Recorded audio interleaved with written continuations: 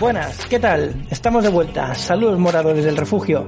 Nos encontramos viajando de aldea en aldea, recorriendo senderos, bosques, montañas y todo tipo de topografía, con el fin de recorrer el mapa en busca de nuevas aventuras. Hoy arribaremos a la aldea de Sibisse, conocida como la aldea en llamas. Eso sí, siempre acompañados de Alma. Un saludo, aventureros. Daniel. Muy buenas tardes, aventureros. Jaime. Un saludo, aventureros. Y el que os habla, Víctor. Bueno, hoy tenemos algunas noticias del camino. Algunos comerciantes con los que nos hemos cruzado han dicho algunas noticias, así que una de ellas es que van a sacar un juego de ordenador basado en el juego de mesa. ¿Cómo habías dicho, Alma? Ya lo han sacado, es basado en el juego de Mansiones a la Locura, el que lo haya jugado, y lo saca Asmodee Fantasy Flight. Y es como una versión en PC de las aventuras típicas que nos podemos encontrar en el Mansiones de la Locura. El que lo haya jugado ya comprenderá de qué hablo, y yo lo he empezado a jugar y la verdad es que está muy chulo. El juego se llama Arkham Horror Mother's Embrace. Exacto. Todo eso. Bueno, pues más noticia que tenemos es que ya ha salido para la Nintendo Switch el Monster Hunter Rise, así que ya todos los que tengan esa consola ya lo pueden adquirir, y además también ha salido al mismo tiempo de hoy que estamos grabando a 26 de marzo la película, así que la podréis ver en cines, quien se atreva a ir, claro, o quien pueda, básicamente. Y bien, pues tras saludar como es debido y presentarnos al líder de la aldea, nos adentramos dirección a la taberna, donde como es habitual nos sentaremos y hablaremos mientras llenamos nuestros estómagos. En el episodio de hoy hablaremos de los personajes del Señor de los Anillos, parte 2. Ya la vez anterior estuvimos hablando de unos cuantos, que os los voy a decir ahora mismo, y fueron Sauron, Saruman, Gandalf, Frodo, Bilbo y Sam. Así que hoy vamos a hablar de otros, obviamente, y podríamos empezar por Aragorn. ¿Qué os parece? Perfecto. Un buen personaje, ¿no? Perfecto. Uno de los mejores. Empezar por el heredero de Isildur.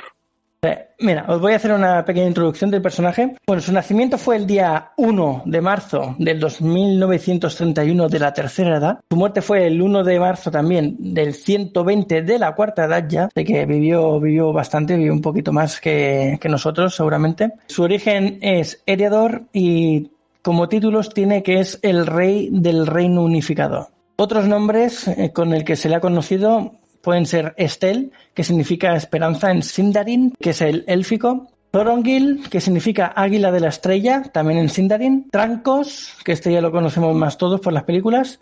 Y Elessar Telcontar. Después es de la raza de los hombres, es un Dúnedain. Y como familiares, pues tiene a Arwen, que sería la esposa, Eldarion, el hijo. Después tiene un número desconocido de hijas, que se sepa, tiene hijas, pero no se saben cuántas. Y tampoco sabemos sus nombres. Después tenemos a Arathorn II, que fue el padre, Hildaren, que es la madre, y Arador, que sería el abuelo. Y a destacar de este personaje, pues que sepamos o que se hayan contado, habla 4 idiomas diferentes, que es la lengua común, el Sindarin, Quenya y la lengua de Rohan. Es erudito en muchos campos, en historia, en guerra, en botánica, en medicina, y le gustaba fumar como a los hobbits. Y además tenía los ojos grises como todos los descendientes de Númenor. Y bueno, este personaje, Aragorn, es hijo de Arathorn, como hemos dicho, y que a su vez es hijo de Arador y es capital de los Dúnedain del norte. 39º heredero de Isildur y el segundo de su nombre. Además de también legítimo heredero, como me cuesta esa palabra, de Gondor. Su padre murió cuando este tenía 2 años de edad y es enviado a vivir con Elrond en Rivendell como su hijo y bajo su nuevo nombre de Estel. Al cumplir los 20 años, Elrond le revela su nombre y su procedencia y también conoce a Arwen, de la que se enamora. Pero Elrond, padre de Arwen, se da cuenta e insta a Aragorn a no comprometerse con nadie, pues tiene muchas cosas que hacer y tanto puede alzarse en la gloria como caer en la oscuridad. Así pues, Aragorn empieza sus viajes y en estos conoce a Gandalf, de quien aprendió mucho, pero siguió su viaje en solitario. se dirige a Gondor y sirve a Ectelion. Luego continúa sus grandes viajes por Rhûn y Aradat. Estas dos regiones, si las vemos en el mapa conocido del Señor de los Anillos, que sale Mordor y sale la comarca arriba y sale todo esto que se ve, pues Rhûn estaría mucho más al sur. Sería como irse al polo sur del planeta del Señor de los Anillos, y Aradat sería irse hacia el este, mucho más allá de Mordor. Así que parece ser que se fue lejos, lejos, lejos. Por lo tanto, se convirtió en el mayor viajero explorador en su tiempo, ganando gran renombre bajo muchos nombres. Después va a Lórien, donde conoce a Galadriel y a Celeborn, donde se encuentra de nuevo con Arwen y se comprometen ahora sí. Más tarde, y tras la trama del Hobbit, empieza la búsqueda de Gollum junto a Gandalf, la cual no dio sus frutos, o sea que no lo encontraron. Y más tarde, ya a sus 76 años, muere su madre y vuelven a salir en busca de Gollum nuevamente tras la muerte de su madre, esta vez encontrándolo y capturándolo, según los cuentos inconclusos, porque en la historia original esto no se explica. Y lo encontraron en la Sierra de los Muertos y se lo llevaron al Bosque Negro, descubriendo todo sobre el Anillo Único junto a Gandalf, quien fue entonces en busca de Frodo y dando comienzo a las películas del Señor de los Anillos. Bueno, esto sería un poco el resumen de cómo llega Aragorn a las películas. ¿Qué os parece? ¿Conocíais todo esto? Bueno, sí, es más que un resumen, es como la vida entera de Aragorn hasta las películas, que no es corta, porque recordemos que, como bien has dicho, Aragorn es un Númenoreano, es de los últimos de su estirpe, de hecho es el último, luego estaría su hijo cuando lo tenga próximamente, pero por el momento es el último de su estirpe y procede pues de una raza de humanos de larga vida, concedidos que tenían concedido este don por los dioses, por así decirlo, por los Valar, de tener una larga vida por sus hazañas y por los acontecimientos sucedidos en la primera y la segunda edad, etcétera. Entonces, ¿qué pasa con esta raza? Que esta raza de humanos avanzados, ya lo habíamos comentado en el capítulo anterior, creo, cuando hablamos de Sauron y cómo participó en la caída de Númenor, de la isla de Númenor, pues esta raza era como gozaba de un prestigio entre lo que es la raza humana muy grande, porque ya no es solo que viviesen hasta 500 años en su mejor momento, sino que poseían conocimientos de herboristería, de ciertas ciencias, etcétera, bastante más avanzados, también porque tenían mucho trato en las edades anteriores pues con los elfos y demás.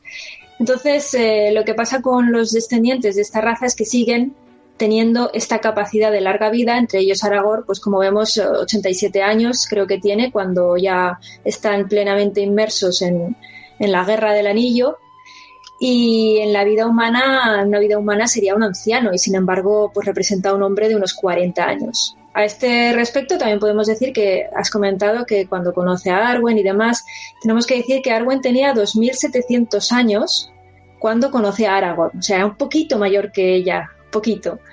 Y desde la primera vez que se conocen hasta la siguiente vez que coinciden, pasan 30 años, es decir, pasan décadas enteras sin verse, pero ya profesándose su amor. El amor que este personaje, Aragorn, tiene con Arwen es una representación del amor ideal que ya habíamos visto entre Beren y Lúthien antes que ellos. De hecho, Aragorn, cuando conoce a Arwen, la confunde con Lúthien, tanto se parece.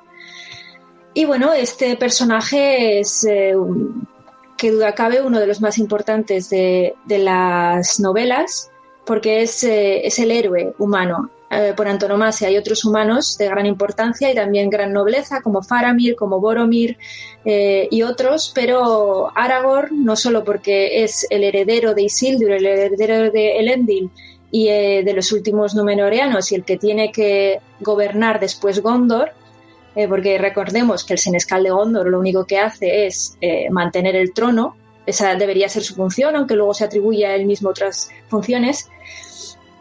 Pues es la representación del humano heroico por antonomasia. Es un héroe. Es una persona que pasa largas décadas de su vida protegiendo la zona de la comarca junto con otros Dúnedain. Protege a todos los hobbits. Por eso has dicho que le gusta fumar en pipa. Sí, claro, es que también vive en la zona de la comarca, aunque vive como Montaraz, el típico explorador. Y vive en la sombra, porque realmente pocos son los que conocen su linaje. De hecho, Elrond y pocos más.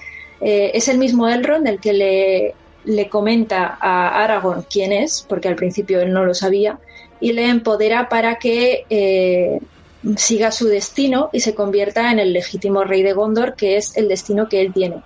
Una diferencia que tienen las películas con la novela es que en las películas se ve que Elrond tiene muchos reparos a que su hija se case con Aragorn. De hecho, intenta impedirlo a toda costa, no quiere. En las novelas realmente lo que se ve es que Elrond lo que quiere es que Aragorn consiga de nuevo el poder que le corresponde, que es ser el rey de Gondor, en cuyo caso no tiene ningún problema en que su hija se quede con él. Esa es una diferencia. Y bueno, en cuanto a su personalidad, pues ya lo que os he dicho, me parece pues el típico héroe, el protector, con una nobleza sobrehumana, se enfrenta a cualquier peligro, da su vida por todos los que tiene a su alrededor, si hace falta, es sometido a la prueba del anillo como muchos otros, como uno por uno en la comunidad, y la pasa sin ningún problema. Bueno, con su cierta reticencia, pero no es, por ejemplo, como Boromir, que también es humano, pero cae bajo la influencia del anillo. Digamos que Aragorn es una mezcla de humano con elfo, porque al fin y al cabo se ha criado con los elfos. Entonces ha aprendido todo lo que sabe gracias a ellos. Y bueno, eso es un poquito. A ver qué más añadís los demás.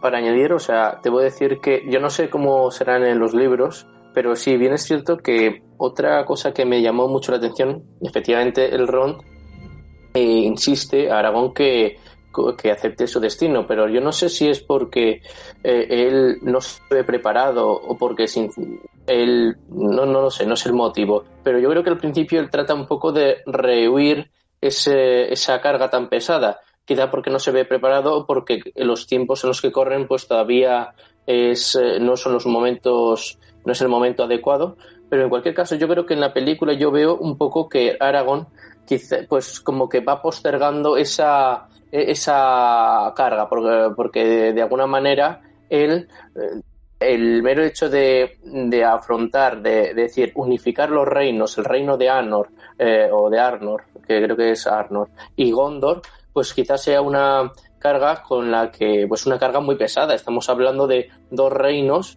que, como tú bien has dicho, Víctor, pues él es 20º de uno de los reinos y 30º, no sé cuál, no me acuerdo cuál era, si era 30º del de Arnor y 20º el de Gondor o viceversa, pero sin duda es una carga muy pesada para él.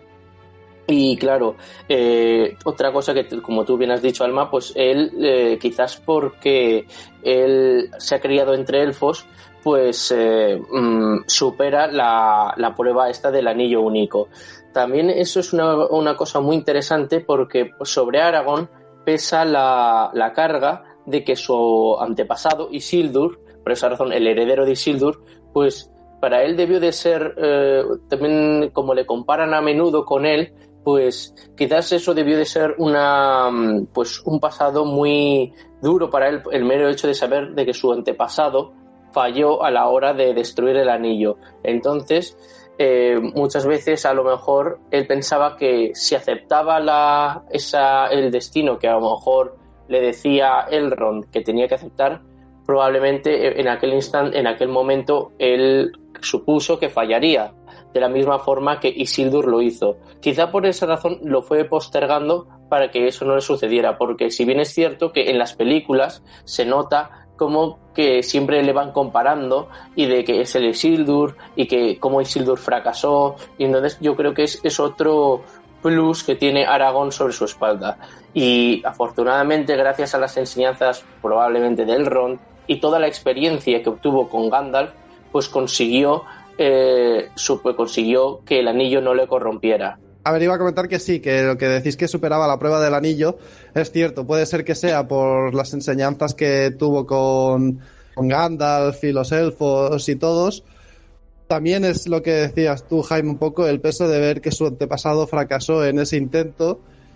Pero también es verdad que yo creo que está poco tiempo expuesto a esa prueba. Entonces, ese peso a lo mejor no sé si lo habría soportado si hubiese sido él el que se hiciese cargo del anillo. Por mucho que él tenga la buena voluntad, él quiere ser un héroe, él todo el rato está dedicándose a proteger a todos, como bien ha dicho Alma, y se dedica a ser un héroe, es el héroe de los humanos, como bien habéis dicho. Pero no sé si lo suficientemente fuerte y capaz de haber llevado la carga del anillo. A ver, yo creo que la carga del anillo solo la puede llevar un hobbit como Frodo. Otro hobbit yo creo que también podría haberlo hecho. Sam podría haberlo hecho, pero Sam ya sabemos que tiene esta otra atribución, que es la de acompañar y ayudar a Frodo. Pero un humano no podría, por muy noble que hubiera sido, porque los humanos son tendentes a, por muy nobles que sean, tener esta predisposición a caer en la duda y en todas estas promesas que hace el anillo. Pero es que incluso los elfos, incluso Galadriel, pasa la prueba, pero no quiere ni acercarse. Si os fijáis, Gandalf en ningún momento quiere ni tocar el anillo para no tener esa mera invitación a su alcance. O sea, digamos que el hecho de ser portador del anillo y no caer bajo su influencia ya denota una fortaleza de espíritu sin igual, razón por la cual yo creo que Gandalf eligió a Frodo sabiendo cómo es, porque Gandalf no es tonto, es un Istari y lleva más de 3.000 años viviendo, entonces no hace las cosas a ligera. No creo que esto es hipótesis, no lo sé. No creo que Trancos o que Aragorn pudiera haber llevado el anillo al Monte del Destino, pero de todas maneras tampoco era esa su función y él lo sabía. Él era el protector, el que tiene que ayudar, etcétera. Bueno, eligieron a Aragorn también para llevar esta carga junto a Frodo, para darle esa oportunidad por ser un heredero de Isildur, ya que Isildur fue el que no destruyó el anillo en su momento. Así que le dieron esta oportunidad también para redimirse. Y bueno, también, Alma, como decías que había diferencias con el libro, hay otra diferencia que es bastante notable, que son las armas que porta Aragorn.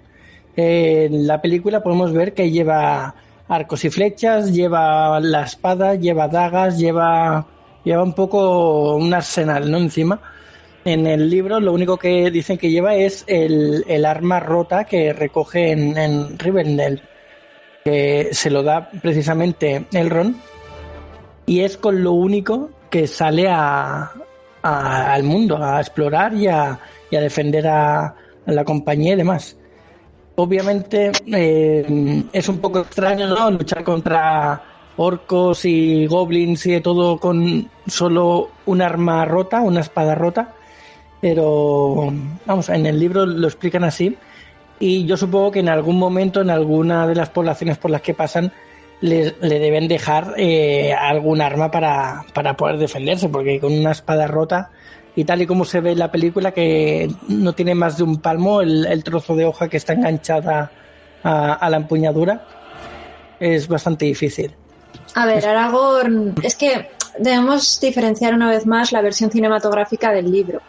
En la versión cinematográfica, hasta el final, no sé si era de la tercera película, o sea, hacia allá habían avanzado la tercera película, no se reforja Narsil, pero eso en el libro no sucede. En el libro, enseguida que Aragorn va a partir, se produce ya la forja de nuevo de Andúril, que va a ser el arma que lleva Aragorn. No se le da esa pompa que se le da en la película, que también es un poco, digamos que absurda, porque llega incluso Elrond en persona a entregarle este arma de propio. Ha ido de propio al campo de batalla, que está ya ahí todo montado, en las tiendas aquellas, y le entrega el arma reforjada. Esto no es así. Esto en el libro no sucede así, como tampoco suceden muchas otras cosas. Esto que comentaba Jaime, de que Aragorn rehuía su linaje. Eso tampoco es así. En la versión cinematográfica ha querido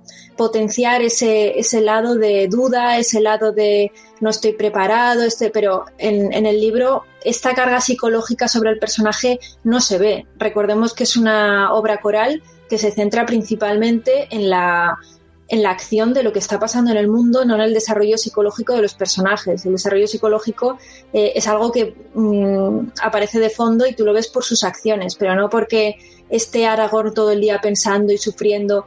No, él acepta su destino. Él en ningún momento ha dicho que no a ser el heredero del reino de Gondor. Lo que pasa es que hasta el final de la última parte de la saga no va a tomar el reino. ¿Por qué? Pues porque el reino ya tiene su senescal, que es el que está gobernando, y actualmente está ahí por algo. Entonces, es todo un proceso, pero él en ningún momento niega este proceso, no niega su linaje, y desde luego Andúril la tiene desde muy pronto en la novela. ¿Pero dices que la reforjan en el libro? Sí. Es que yo tengo entendido que no. Sí, claro que la reforjan. Yo tengo entendido que Elrond le da se la da entera, pero se la da a pedazos. Y él va con la empuñadura y con los pedazos en la mochila. O sea, la mochila en el petate en el macuto que lleva colgando. Yo creo que no, recuerdo que no. Si alguien en el chat lo recuerda de otra manera, que me corrija, porque puedo estar equivocándome. Yo hace años que la leí, pero tal y como yo lo recuerdo, se reforja enseguida.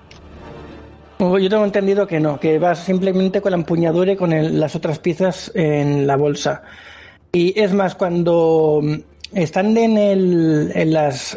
bajo tierra, que se ve que lleva la antorcha y lleva la espada en la otra mano, en el libro va con doble antorcha, no va ni siquiera va con la empuñadura de la espada. A ver, voy a buscarlo y así salimos de dudas y no digo ninguna tontería. Si la he dicho ya, pues tengo la oportunidad de retractarme. A ver.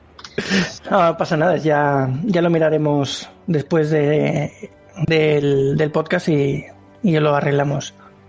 No, pero yo creo que, al principio es lo que tú dices, Víctor. Yo creo que al principio va cargando con los trozos, pero yo creo que al final sí que se reforja, ¿no? Porque, para que la llama del oeste cumpla su función, es como... porque en el momento en que se reforja es cuando ya Aragorn pues ya es cuando va a ver al rey de los muertos. Yo ahí es donde tengo entendido que es cuando ya deciden reforjarla, pero que hasta entonces, como tú bien has dicho, va con la espada quebrada, con los restos en su, bueno, no sé, no mochila. Aquí tengo la respuesta, os la digo. A ver. Se había predicho que Narsil no se la volvería a forjar hasta que el anillo único no reapareciera, lo cual los sabios deseaban que no ocurriese nunca. Pero miles de años después, Faramir y Boromir tuvieron un sueño en el que se les decía que junto con la reaparición del daño de Isildur, se refiere a esta espada, se volvería a forjar, el daño de Isildur se refiere al anillo, se volvería a forjar la espada que estuvo rota y el descoronado sería nuevo rey. La respuesta al enigma la halló Boromir en Rivendell. Allí la espada fue forjada de nuevo al final de la tercera edad para Aragorn, recibiendo entonces un nuevo nombre, Andúril, la palabra Sindarin, que puede traducirse como llama del oeste. Aragorn llevó consigo la espada durante la Guerra del Anillo, escribiendo a aquella que había sido quebrada durante la guerra contra Sauron y que ahora que el anillo había regresado volvía a su vez para vencer de nuevo a la oscuridad. ¿Que dice que está forjada? Ninguno de los textos de Tolkien señala, sin embargo, si el hijo del rey Elessar Eldarion recibió la espada en herencia tras la muerte de Aragorn. Pues yo lo que entiendo aquí es lo que he dicho yo y lo que tenía en la memoria, que es que durante la Guerra del Anillo, que es lo que vemos en las películas, Aragorn ya lleva esta espada y se reforja en el concilio de Elrond, que es cuando se juntan todos. Claro, es que yo también hablo de recuerdo de cuando leí las historias, pero puedo equivocarme para la audiencia, por eso lo digo. Nos dice Shonkai que se reforja antes de que parta la comunidad en Rivendell. Eso es, durante el concilio, antes de que parta la comunidad. Yo es que, claro, sí que he visto las películas, pero ya dije en su momento, yo los libros no me los he leído. No he tenido el placer de hacerlo y si algún momento puedo lo haré, pero hasta ahora mismo no puedo decir ninguna de las dos versiones cuál era la correcta, porque claro, al no haber leído los libros no lo puedo saber. Yo, claro, lo he dicho muy alegremente porque yo sí que recuerdo perfectamente cuando vi las películas que dije, pero vamos a ver, ¿por qué le dan la espada ahora si ya la tenía que tener desde que salieron todos? Pero bueno, lo acepté como una licencia y ya está, como muchas que se tomaron tampoco. Quizás un poco para enfatizar un poco, o sea, como tú bien has dicho, a lo mejor en el libro nunca rehuyó sobre su linaje, pero en la película supongo que para que a lo mejor no hubiera un exceso de tramas, pues para que al final, porque en la tercera película ya se nota que el Montaraz pues va a reclamar el trono, pero para que esa trama a lo mejor funcionase, pues tendría, y no resultara quizás pesada, por así decirlo, pues tenía que empezar desde la tercera película, pero no desde el inicio, porque si no hubiera sido lo que he dicho, un poco larga y también un poco molesta, porque dices, ¿y cuándo va a ir al trono? ¿Cuándo va a ir a Minas Tirith a reclamar lo que es suyo? Entonces quizá por esa razón lo hicieron. Yo creo que fue simplemente un recurso efectista, ¿no? Porque queda muy bien que justo cuando Aragorn ya va a su desenlace final es cuando se le entrega ya esta espada, dotándola de cierta magnificencia que ya de por sí la espada tenía. Y si lo hubieran hecho cuando lo hace la novela, pues sería pues más normal. O sea, cuando sale el grupo, la Compañía del Anillo, pues sería menos épico, por así decirlo, para darle como más renombre. Al igual que, por ejemplo, en las películas, cuando empieza la trama, en el cumpleaños de Bilbo, rápidamente empieza a sucederse todo y al poco tiempo ya tienes a Frodo en el camino. En todas estas acciones en la novela tardan meses en sucederse, ¿sabéis? E incluso cuando Frodo se va a ir, pues le dice que tiene que dejar todo cerrado, tiene que no dar la impresión de alguien que se ha pirado así de repente, en plan yujú, ¿sabes? Es todo como mucho más calmado, menos cinematográfico. Hay que entender las licencias que se toman en uno y otro formato, que es una de las razones por las cuales la gente así que es muy fan, pues se echa un poco al cuello, ¿no? De Peter Jackson, pero bueno, yo entiendo los dos formatos, cada uno tiene su forma de contar las cosas. Mira, ahora que estaba un rato pensando, seguramente lo que recuerde es que Elrond le da la espada quebrada cuando le revela su nombre y su procedencia cuando cumple los 20 años, y que es en el momento en el que Aragorn sale de viaje y bueno, le pasa pues todo lo que le pasa hasta el momento de la película de El Señor de los Anillos. Me refería a esa aventura, esos años de aventura antes de que empiece el concilio, que va con la espada quebrada. Sí, será eso. Una aventura que, claro, que marcó un poco toda su sabiduría, ¿no? Porque es lo que habíais dicho, va conociendo a diferentes personajes que le van haciendo más sabio. Lo único que se me escapa, a ver si conseguís aclararme este punto, él viaja también a Minas Tirith, donde se pone a las órdenes del senescal, Ecthelion, o no me acuerdo el nombre, Ecthelion II creo que era. Pues ahí, eso si fue después de conocer sus orígenes, mi duda es ¿por qué no reclamó el trono ahí? A ver, porque Aragorn sabe cuál es su lugar en todo momento. Aunque él lo que sabe es que tiene un destino. Es un destino, es como una profecía, como algo que te va a pasar y estás llamado de alguna manera a que te suceda. Pero no es algo que puedas decir, aquí estoy, me presento por mis santos, por mis narices a reclamarlo.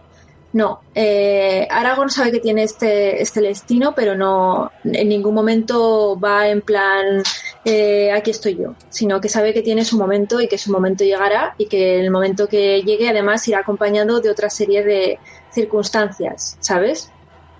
Entonces, toda lo que es su juventud sí que es verdad que se pone al servicio de Ecthelion, que es el padre de Denethor, y también del padre de Theoden, que es de Rohan. Entonces sirve en los reinos de los humanos, en los ejércitos. De hecho, si recordáis las películas, sale cuando Eowyn le está hablando con él, le comenta cuando descubre que tiene 87 años, se queda loca, y le dice, serví con tu abuelo, no sé de qué es Eowyn para el padre de Theoden. Con Zengel. Sí, sirvió con Zengel, el abuelo de Theoden. Eso es, se lo comenta ahí. Pues esa es una línea de nexo que tenemos entre esta historia que tuvo él antes, porque recordemos que el hombre pues es que tiene cerca de sus 90 años, ha pasado una vida humana entera, con sus cositas. Eowyn es la sobrina de Theoden. Sí, yo con los parentescos me pierdo. Lo que pasa es que, bueno, ya llegaremos a Theoden cuando toque, pero vamos, que es la sobrina, pero como la hermana de Theoden murió, pues la cuidó él. Theoden cuidó a Eowyn y a Éomer y los trató como si fuese sus hijos. Por eso está con él allí en el castillo.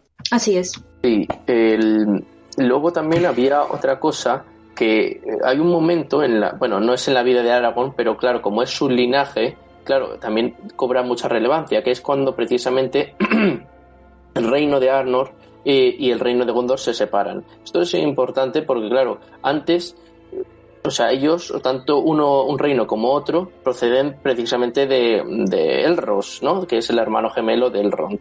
Y entonces, Elendil creo que es el que se convierte en el rey de Gondor, pero en el reino de Arnor, pues no me acuerdo quién era. No es que siempre aquí me pierdo un poco. No sé si es que Elendil era también rey de Gondor y rey de Arnor, o solamente de Gondor. El caso es que la sucesión de los reyes, o sea, es muy compleja, porque al final, como has dicho al principio, Víctor, Aragorn los consigue fundar de tal manera que en algún momento dado había un parentesco entre ellos y debían de tener matrimonios entre ellos para que ambas dinastías estuviesen ligadas las unas a las otras y la una a la otra, para que ambos reinos se mantuvieran fuertes.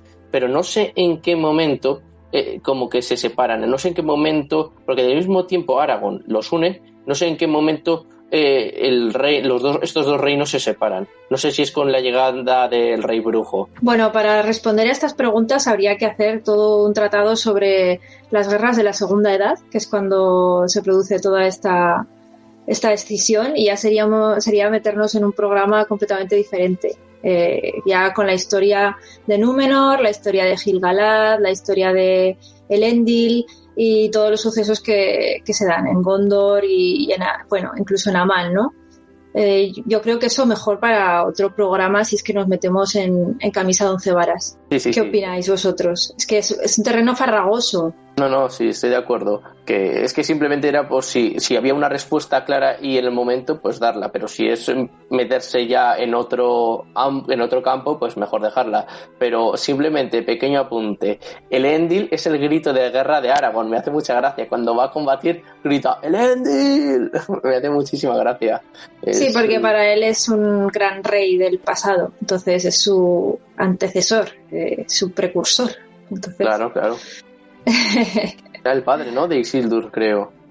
No? Sí, es el padre de Isildur. Sí, creo eso, que sí. Correcto. Sí. Me parece, a ver, sí, creo que sí. Tengo que buscarlo, pero creo que sí. Sí. Bueno, si en todos estos linajes y historias alguien del chat ve que cometemos alguna incorrección, lo invitamos a que nos lo diga rápidamente y así nos saca de nuestra ignorancia, porque la verdad es que con todas estas sagas uno se puede perder. Y además con esta que está llena de datos. O sea, es espectacular la cantidad de datos que tiene esta saga. Es para tener muy muy fresco el Silmarillion. Bueno, yo creo que de Aragorn hemos hablado suficiente. ¿Queréis que pasemos a Gimli? Sí, perfecto. Claro. Pues mira, Gimli nació en el 2879 de la Tercera Edad. Es de origen de las Montañas Azules. Ganó como título el Señor de las Cavernas Centelleantes. Es un enano.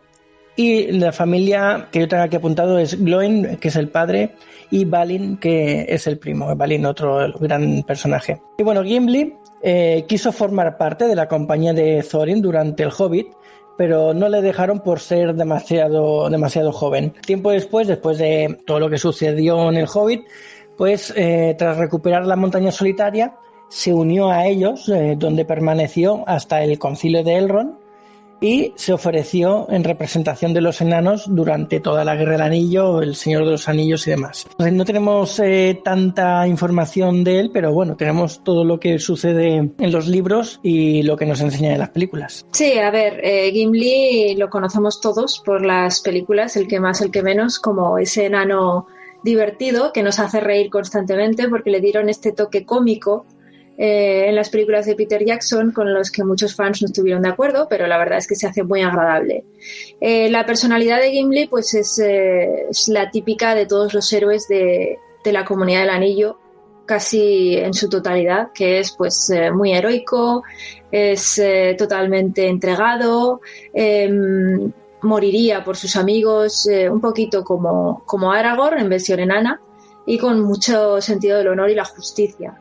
Una característica muy acentuada que tiene Gimli es esta amistad que desarrolla con Legolas, el elfo, y que Tolkien ha querido recalcar, igual que hace con otras amistades dentro de la comunidad, que es este canto a la amistad entre personas que son completamente diferentes, razas diferentes, estilo de vida diferentes, etcétera. Un enano y un elfo que sean amigos es todo un hito, porque además están un poco a la gresca, ya lo sabemos, han tenido muchos problemas durante las edades pasadas, y el hecho de que un elfo y un enano se consagren de esta manera como los mejores amigos, como al final se ve, porque realmente se hacen inseparables de uña y carne.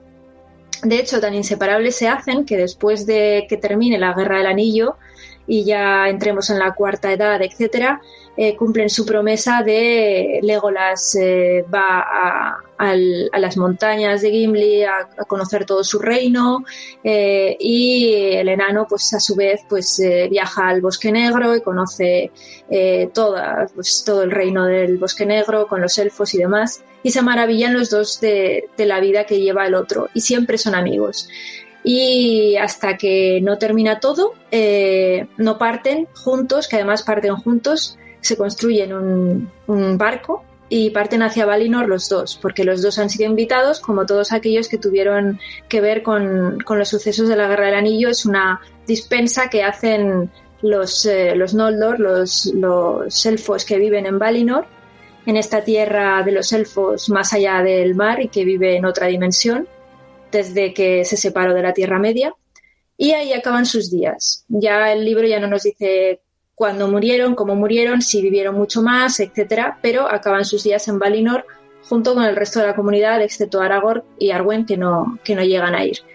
Y bueno, y no solo eso, a Gimli se le conoce como el amigo de los elfos, no solo por la extrema amistad que tiene con Legolas, sino también por el amor ideal, el amor romántico que profesa por Galadriel, de quien se enamora de una manera cortés y al más estilo típico de las novelas románticas caballerescas, en este amor ideal sobre esta dama élfica que considera lo más hermoso que existe sobre la tierra, por encima incluso de la misma Arwen, a quien se compara. En un momento del libro dice, si Arwen es hermosa, Galadriel es superior. Y esto lo vemos en las películas cuando le pide 3 cabellos, le pide un cabello de la melena a Galadriel y Galadriel le ofrece 3. Y esto lo guarda como el gran tesoro de su vida. Y Legolas esto le encanta, o sea, a Legolas le encanta porque ve el gran amor que siente por su raza, ¿no? Por los elfos. Y bueno, y por eso se le conoce como el amigo de los elfos. Aparte de eso, pues obviamente es un guerrero espectacular, honorable, amigo de sus amigos y que lucha durante toda la Guerra del Anillo. Y no sé qué más podéis añadir vosotros. Bueno, atesora esos 3 cabellos como si fuese una herencia familiar, ¿eh? Exacto. Bueno, yo iba a decir, para añadir, que lo que dice Ulfsar, ¿no? Gimli es el puto amo. No hay más que decir, ¿no? Ya, no, pero sí, que es cierto que en las películas ese rifirrafe que tiene con Legolas es muy... le da mucha dinámica y también yo creo que es un toque cómico que le aportan, lo cual el tema siempre llevan esa competición sobre quién mata más. Y luego también el mero hecho de que, lo que tú has dicho, cuando viajan al final, tras la muerte de Aragorn, Merry y Pippin también mueren, que son enterrados al lado suyo en la tumba de Gondor, creo que era así, pues ya Gimli y Legolas viajan, como tú bien has dicho, a los puertos grises, y de ahí a los puertos grises viajan a Valinor. Con esto ya finalizaría la Comunidad del Anillo, y nada, o sea, esto demuestra que al final, a pesar de que tenían todo empezó siendo porque empezaron siendo que estaban enemistados, pues al final acaban como dos grandes amigos, o incluso más, dos grandes hermanos, porque Legolas me imagino que tendría que pedir permiso a alguien superior, a un ente superior, para que Gimli pues viajara a Valinor, porque solamente en un principio los elfos podían hacer este viaje. Así que el mero hecho de que Gimli pues viajara con Legolas para pasar ahí el resto de sus días, pues ya nos dice mucho de la gran amistad que les unía. No le dan permiso realmente, no hay un permiso expreso, sino un permiso tácito que se le da a todo el que tuvo que ver con los sucesos de la Guerra del Anillo. Esta invitación se extiende a todos ellos, por eso no todos llegan a aceptarla y a irse, pero los que quieren se van, como vemos que Bilbo al final de las novelas pues también se va en los barcos de Valinor, cosa que me pareció precioso. Ese toque a mí me pareció magnífico, cuando se van los barcos al final nuestro querido Bilbo. Sí, a ver, yo estoy de acuerdo con todo lo que habéis dicho.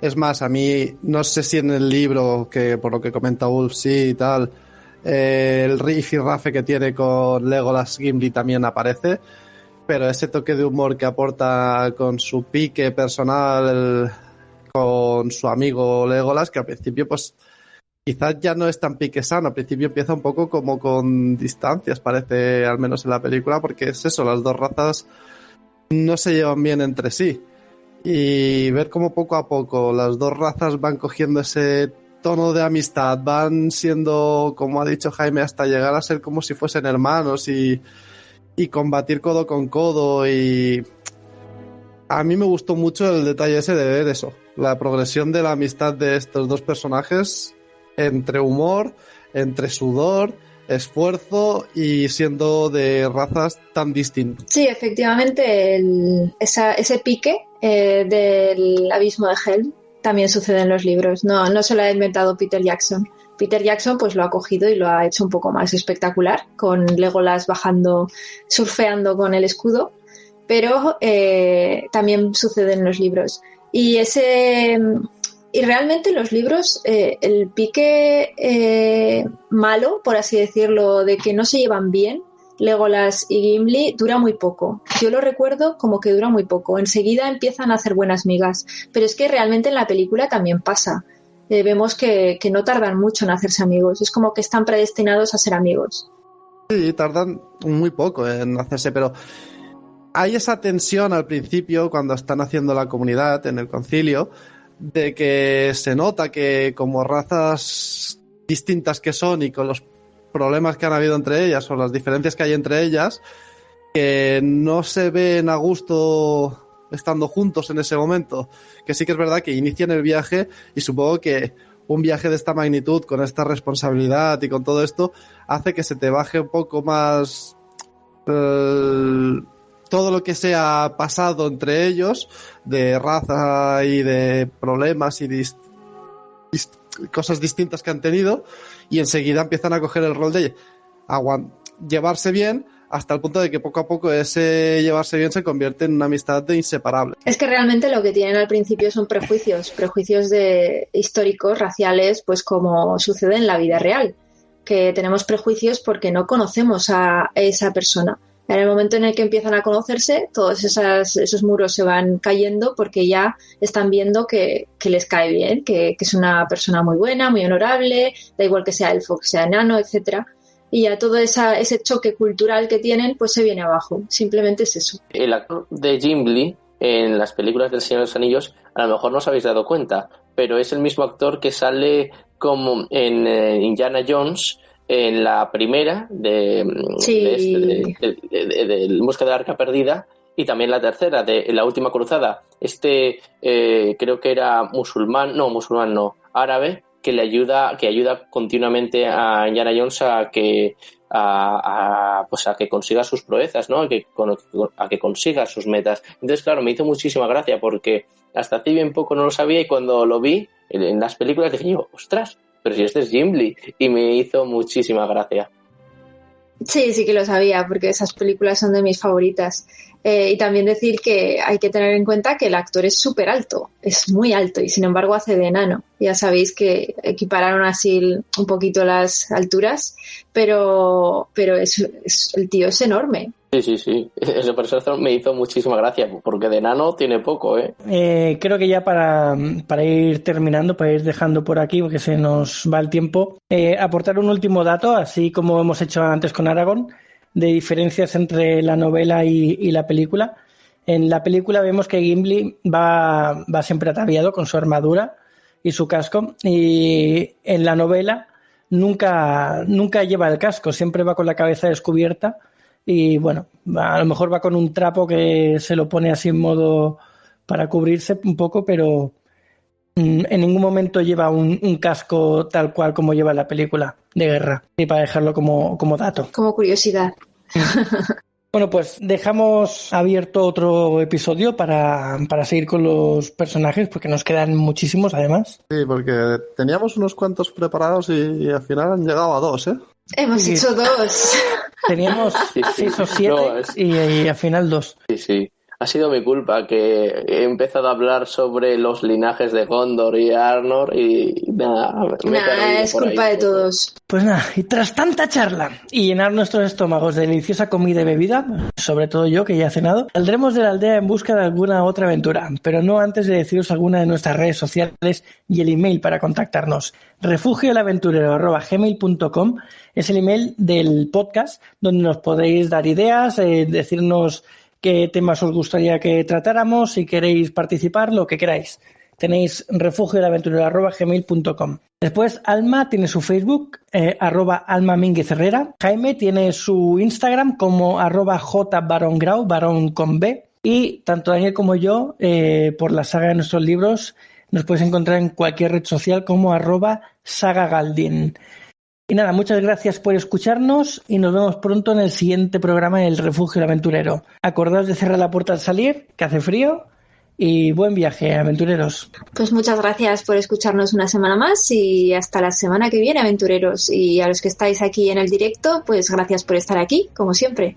Muchas gracias por todos los presentes en el chat, en el directo. Gracias a los que nos oís por podcast cuando podéis, y id con cuidado en el camino, aventureros. Un saludo, aventureros. Nos vemos todos en Valinor. Ojalá. Estaría bien.